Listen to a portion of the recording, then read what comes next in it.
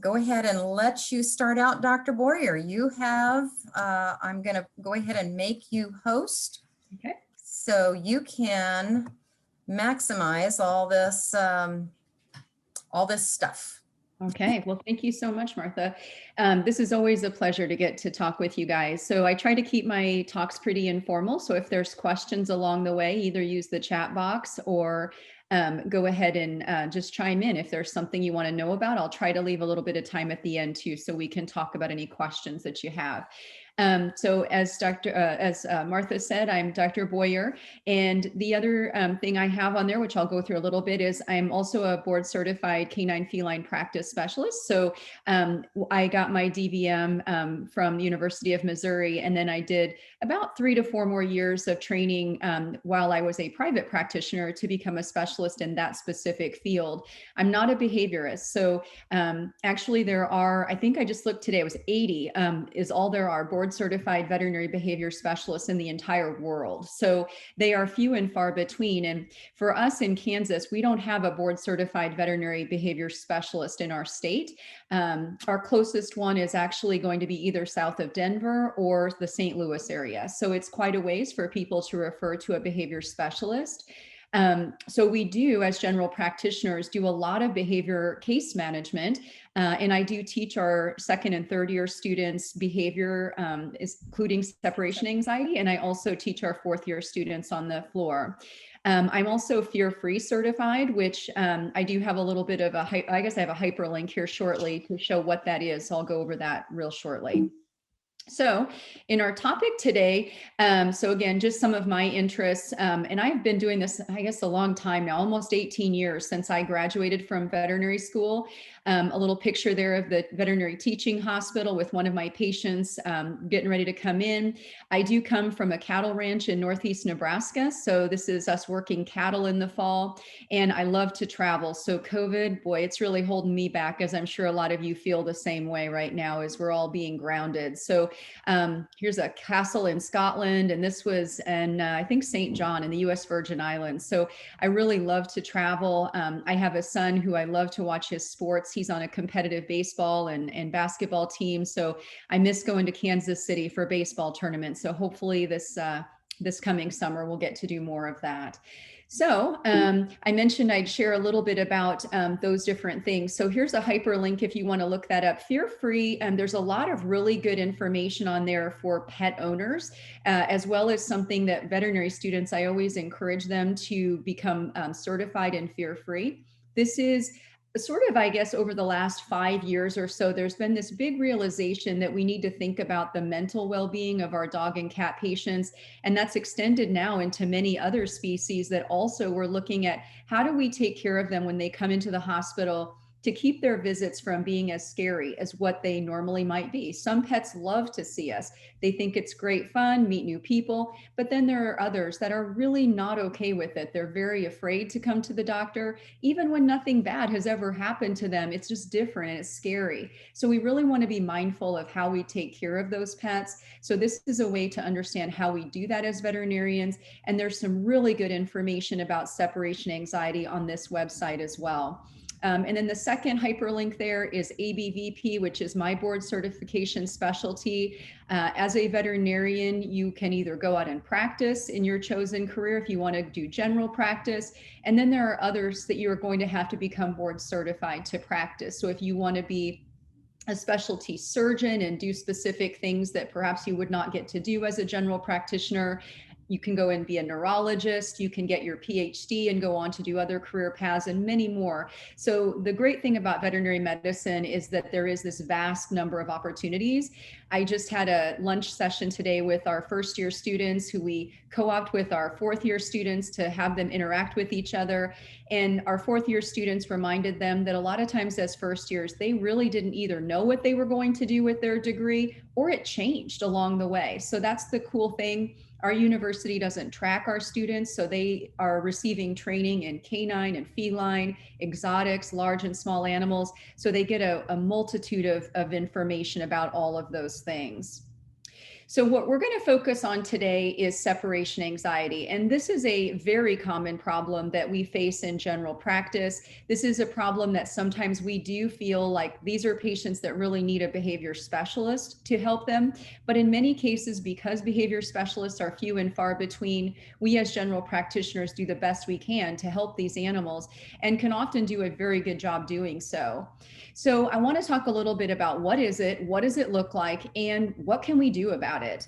So this is, I think, kind of a picture that to me describes a lot about what these pets are feeling. So it's a please tell me you're not leaving. And these animals are often very capable of chaining together a series of events that we do each time we get ready to leave, that they are aware that we are going somewhere, and they begin to show signs of stress or anxiety associated with that. And we'll get into a bit about what that looks like. Anxiety is the first definition. And so as referring to anxiety, anxiety is a reaction to an anticipated threat. So it's about something. And many of us have experienced anxiety. Many more of us are experiencing that due to COVID related things. For me, I have anxiety with flying. So when I have in the days or weeks before getting on an airplane, I begin to think about it and I begin to stress about it or have anxiety about getting on that airplane. And anxiety can have physiologic and behavioral manifestations. What that means is I might have a faster heart rate. I might wake up in the middle of the night sweating when I'm maybe having a dream about that airplane. So these are very real things that we experience as humans, but our patients experience as well. Dogs, cats, and many other species as well. Fear is when you have a clear and present danger.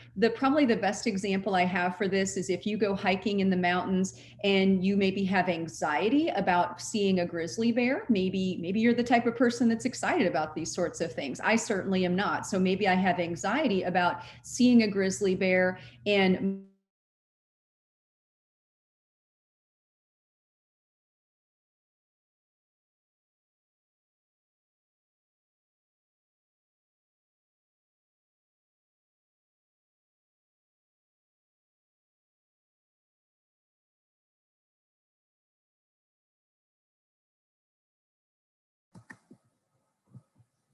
anxiety will follow their human. They'll want to be right up against them. They'll want to be touching them.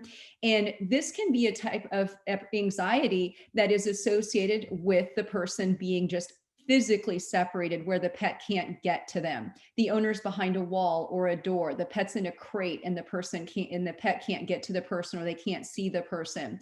This can also create some very real mental stress for these animals that experience separation anxiety, and is often a misunderstood form of this type of anxiety.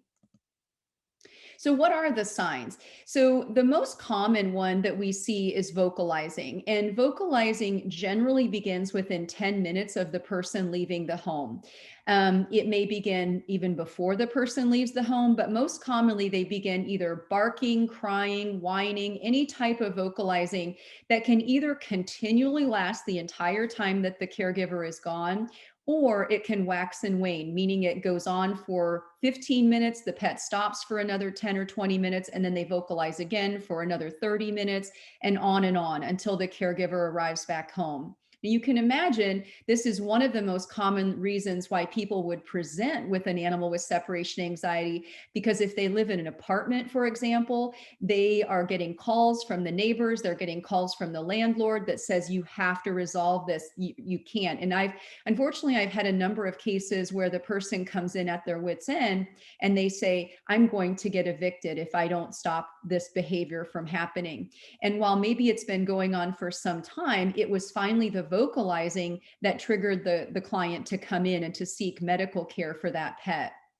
Destructive behavior is another common thing that will happen. And in fact, that destructive behavior often happens from the site that the person leaves the room. So they walk out the front door, and the door or the trim around the door or the windows around that door are the target. So they might be scratched on, chewed on, or totally demolished. I've seen pets chew holes in drywall, rip the trim off of the wall.